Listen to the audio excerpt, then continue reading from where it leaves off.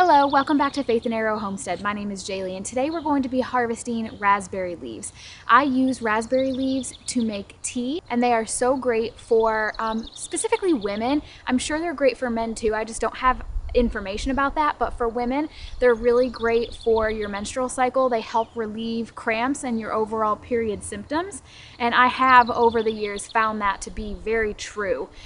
They're also great for pregnancy, towards the end of pregnancy. I've read that you're not supposed to use red raspberry in the very early beginning, first trimester, but towards the end it's really great for softening your cervix and preparing you for labor. So I like to keep raspberry leaves inside all year round to have that time of the month in tea. My favorite is to combine it with chamomile, and I drink it at night, red raspberry leaves with chamomile, and it really just helps me get really great sleep during my menstrual cycle when I usually don't sleep as well. So with it being springtime, it is time to go ahead and do a great harvest. Now, my raspberry bushes put out new leaves all the entire season. So when I'm wanting it fresh during the summertime, I just come out and clip some off. What we're doing today is harvesting to dehydrate them so that I also have raspberry leaves during the winter time. So I do both. Now you want to harvest the younger leaves. This is a great example right here. This is an example of what you would want. These are little bitty, little babies, and these are going to be sweet and flavorful and really, really good in tea. An example of something that you do not want is something like this. These are older, they're bigger, and they're going to be more bitter. Not to say that you couldn't, and I don't know how the nutritional value changes as they get older. Maybe it gets better, maybe it's not as good. I'm not sure, but I just know flavor-wise, you want the younger, more tender leaves, and the bigger ones are more bitter. So I just always do the smaller ones. So I have a cute little basket here. I finally get to use one of my 50 baskets that I purchased because I think they're cute and then never get to use. We get to use one today. And I'm just gonna go through and clip off a whole bunch of these. I also don't like to clip them when they're too little because I like the bulk of having leaves that are a little bigger. So like these ones, I don't know if you'll be able to see. These ones right here are really little, and these ones next to it are a better example. They're a little bigger, but they're still young and tender. Those are usually the ones that I go for. If you have brand new baby plants, I don't know that I would do this because you want the plants to really get well established, but these are 4- and 5-year-old plants. They're very well established, and it's not going to hurt them at all to harvest heavily. I harvest heavily off of them. It's not going to hurt them at all.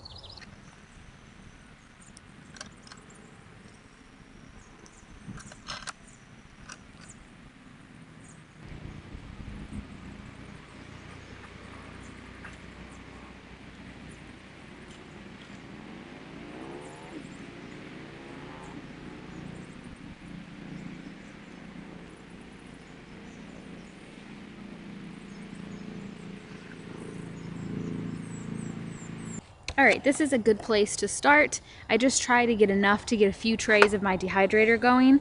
And like I said, I come out and harvest them all throughout the season, so I'll have plenty. This is just the first harvest of them. They smell so good. And they do have a slight fruity scent. Obviously, it's not going to be like as strong as just a raspberry itself, but these leaves are decently aromatic. All right, let's go inside. This is my Excalibur food dehydrator. I'll have an affiliate link down below in the description if you're interested. I love this dehydrator. I've had others. This is by far the best. It provides the most even drying, and I store it in the wintertime. I don't have it out. It takes up a lot of space, and I don't use it at all in the wintertime. So in the spring, I always get it out and I store it out here in my breezeway. And it's always red raspberry leaves that are the very first thing I dehydrate in the springtime. And it's always the cause of me going ahead and getting it out and ready to use for the season.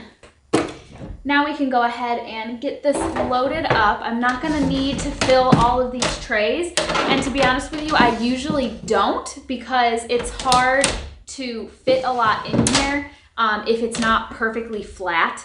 Like having leafy things in there makes it difficult. It snags when you're trying to push them in. So I usually do every other, which is about how much I have here anyway. So that'll work out really nicely. So what I do, I go ahead and I get one of these out, one of the trays. Now, it's healthiest for the plant to clip your leaf cutting right where it comes out of the plant. So these end up having a bit of a stem on them because I cut it right at the plant. But I don't like the stems. I think that they taste a little bitter. So it just takes an extra second for me to, as I'm loading up the trays, I clip off the stem. You don't have to do that. If you wanna, when you're harvesting them off your plant, if you wanna clip it right up at the top of the leaf, you can. I just think it's best practice for all sorts of herbs and whatnot to clip it as close to the plant as possible. I think that it encourages new growth when you do it that way. So that's what I like to do. Go ahead and get that in our dehydrator. Put back on. And then here it has a guide for different temperatures. It says herbs should be done at 105. And I'm gonna start this out at 10 hours and we'll see. Hello again, it is the next day. I let this go for 10 hours, but to be honest with you, it probably only needed to go for 8. So now all we're gonna do, also, do you see how the air in the back kind of blew them all forward? That's okay, they all dehydrated fine. So I've got quite a decent sized jar here, and my goal is going to be to fill this by the end of the summer. And we're only gonna make a little dent in that right now, but I've got all summer and I'll do multiple batches of these throughout the season, even into the fall as the plants put on new leaves. And I don't know if all raspberry bushes do this, but mine continue to put out new leaves all season. And I know that because all season I'm out there harvesting fresh leaves for my tea. Now, if you do not have a dehydrator, you can just lay them out on some sort of tray, something that can get good ventilation and let them dry naturally. If you are doing a spring prune on your raspberry bushes, depending on what kind of bush you have, you could snip off whole canes and hang them upside down and let them dry that way. So there's different ways you can do it.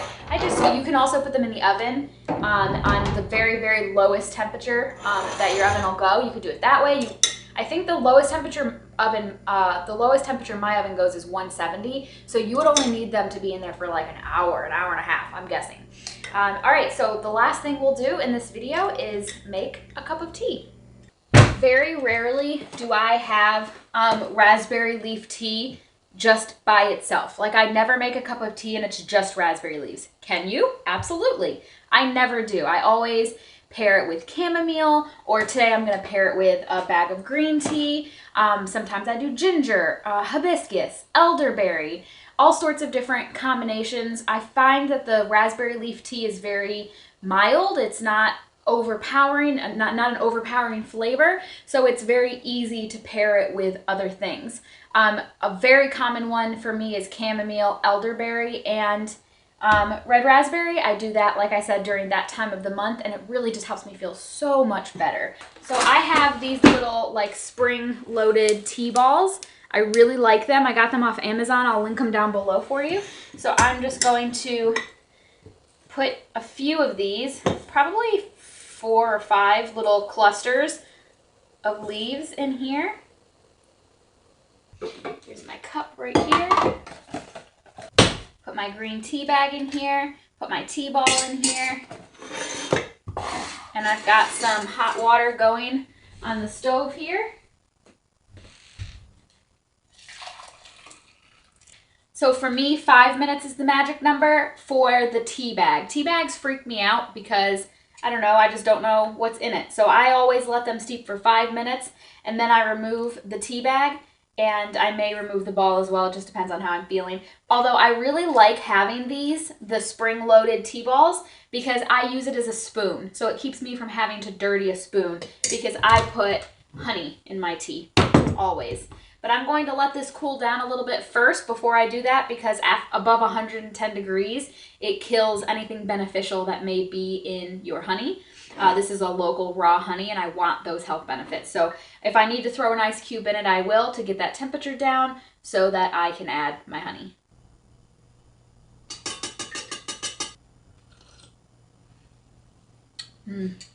That's really good. I am definitely a tea drinker. I don't drink coffee at all. It gives me heart palpitations. So I don't. And any kind of excessive caffeine, I just don't drink it. Even black tea. I will occasionally have black tea, but rarely. Green teas really, and herbal teas are really where it's at for me.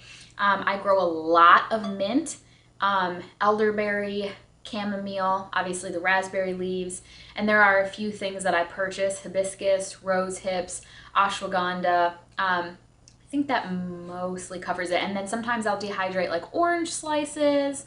Sometimes I'll put cinnamon in there. Obviously, I always do honey. And that's pretty much my tea repertoire at the moment. That's really what I work with. And the teas that I make: ginger. I very often put fresh. I'll just slice up some fresh ginger and put it in my tea. I do that a lot. Yeah, and I find it to be very refreshing. Actually, when I started this YouTube channel, I had planned on being very heavy with the tea content, and it just takes time. I want to have a whole beautiful tea garden where I can help provide tips and tricks for growing a tea garden. I would even maybe one day like to sell tea.